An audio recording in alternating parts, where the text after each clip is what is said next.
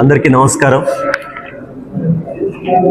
ఈరోజు ఈ ప్రెస్ మీట్కి గల కారణం మీకు ముందే చెప్పాము. ఈ మధ్యనే మా ఎస్ఆర్ఐటి ఇంజనీరింగ్ కాలేజ్లో ఎన్బిఏ టీమ్ విజిట్ చేసింది. ఎన్బిఏ అంటే national board of accreditation team visit చేసిన తర్వాత లాస్ట్ వీకే వాళ్ళ ఒక రిపోర్ట్ కూడా, అక్రిడిటేషన్ రిపోర్ట్ కూడా మనకి ఇవ్వడం జరిగింది. అందులో మన కాలేజీలో అంటే ఎన్బిఏ అక్రిడిటేషన్కి అప్లై చేయడానికి 5 బ్రాంచ్లకు ఎలిజిబిలిటీ ఉంటే CSE, ECE, triple E, civil, mechanical. So 5ంటికి కూడా accreditation for the coming 3 years మంజూరు చేయడం జరిగింది. ఈ అక్రిడిటేషన్ రావడం అనేది అంటే మీకు తెలిసే ఉంటుంది.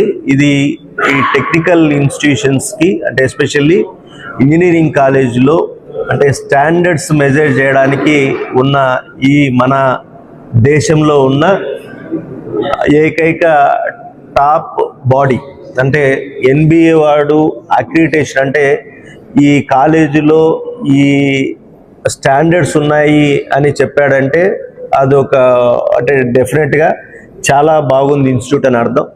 సో అందులో భాగంగా ఇప్పుడు మనం చూస్తే 2008లో ఈ కాలేజ్ ఎస్టాబ్లిష్ చేసాం ఇక్కడ బై ద నేమ్ అంటే ఫేమస్ మ్యాథమెటిషియన్ శ్రీనివాస రామానుజన్ పేరుతో.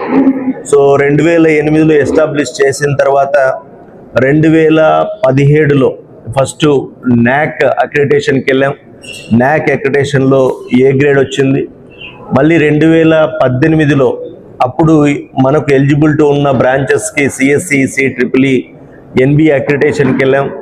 3టికి కూడా ఆ రోజు అంటే ఒక ప్రైవేట్ అఫిలియేటెడ్ ఇంజనీరింగ్ కాలేజీ హోదాలో మనకు అక్రిడిటేషన్ రావడం జరిగింది. దాన్ని మా టెక్నికల్ టర్మ్స్లో అండర్ టైర్ 2 అంటారు.